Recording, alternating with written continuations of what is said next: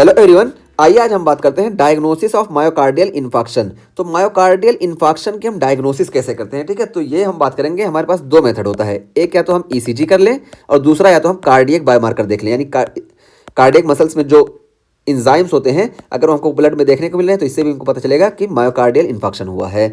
लेकिन शुरू का जो 6 घंटा होता है ना, इसमें हमको ये इंजाइम एलिवेटेड नहीं देखने को मिलते हैं और इस 6 घंटे में हमारे लिए ईसीजी ही गोल्ड स्टैंडर्ड चॉइस होती है, ठीक है। तो नॉर्मली ये जो कार्डियक बायोमार्कर्स हैं ये 4 घंटे में इंक्रीज होते हैं, लेकिन ये ईसीजी हम फौरन पता लगा सकते हैं। इसी वजह से शुरू के 6 घंटे ये गोल्ड स्टैंडर्ड बताया गया ईसीजी के लिए, ठीक है। तो ईसीजी करेंगे और उसके अलावा देखिए 6 घंटे के बाद हम ये कार्डियक बायोमार्कर्स देखते हैं। इससे भी हमको पता चल जाता है कि एमआई हुआ है। लेकिन यहाँ पे 6 घंटे के बाद भी ना हमको पता लगाने के लिए कि किस में परेशानी देखने को मिल रही है, हम यहाँ पे ईसीजी कर लेते हैं। और ईसीजी जब करते हैं ना तो हमको पता चल जाता है कि किस आर्टरी के टेरिटरी में हमको इन्फेक्शन देखने को मिला है ईसीजी से। अगली वीडियो में हम इसमें डिटेल से बात करेंगे। तो ये चीज़ हुई। तो देखिए सबसे पहले बताया गया कि in the first 6 hour ECG is the gold standard, ये हम बात कर चुके हैं।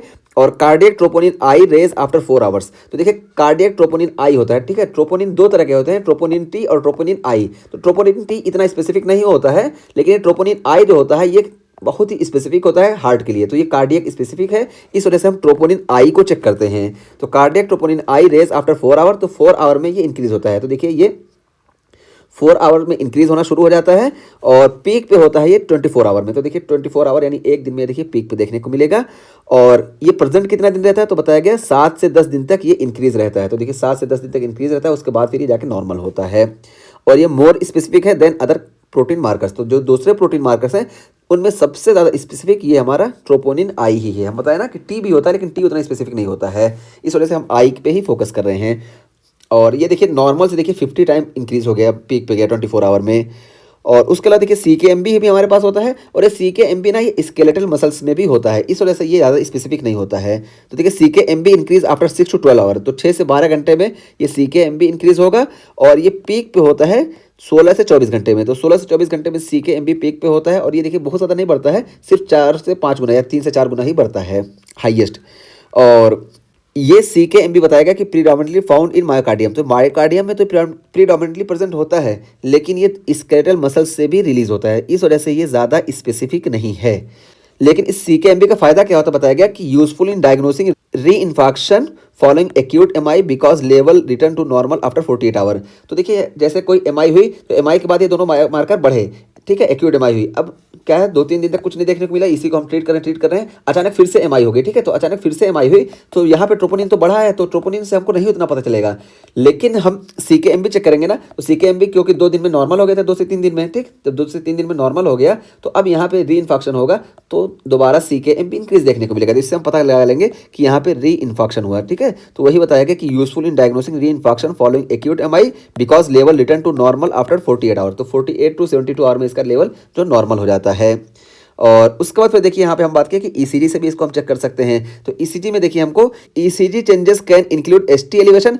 तो हमको ECG में ST एलिवेशन भी देखने को मिल सकता है और ST डिप्रेशन भी देखने को मिल सकता है। तो इन दोनों पे ना हम बात कर चुके हैं कि ट्रांसम्यूरल इन्फेक्शन होगा तो हमको ST एलिवेशन देखने को मिलेगा, और अगर सब एंडोकार्डियल इन्फेक्शन होगा तो हमको ST डिप्रेशन देखने को मिलेगा। देखिए यहाँ पे हम अच्छे से बात करके आ चुके हैं, इस वजह से हम दोबारा इस पर नहीं बात कर रहे हैं।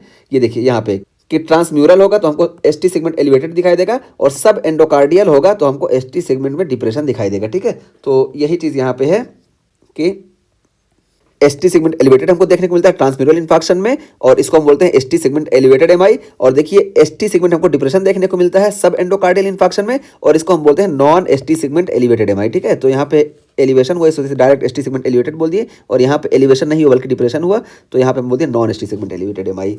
और उसके अलावा देखिए हमको और ECG में क्या फाइंडिंग देखने को मिलेंगी, तो देखिए हमको हाइपर एक्यूट या पीक्ड टी वेव देखने को मिलेंगी, और टी वेव इन्वर्जन भी देखने को मिल सकता है, पैथोलॉजिकल क्यू वेव भी देखने को मिलेंगी, और पुअर आर वेव प्रोग्रेशन, ये सब देखने को मिलेगा। तो ये सारी चीज़ें देखने को मिलेंगी। और ये आर वेव प्रोग्रेशन क्या होता है एक बार हम यहाँ पे दिखा दें। देखिए जिस तरह हम V1 से लेके आगे जाते हैं ना, तो ये देखिए आर वेव की साइज इंक्रीज होती है, इसी को हम बोलते हैं आर वेव प्रोग्रेशन। तो देखिए V1 में छोटा है, उससे बड़ा, और V4 में देखिए सबसे बड़ा होता है V5 और V6।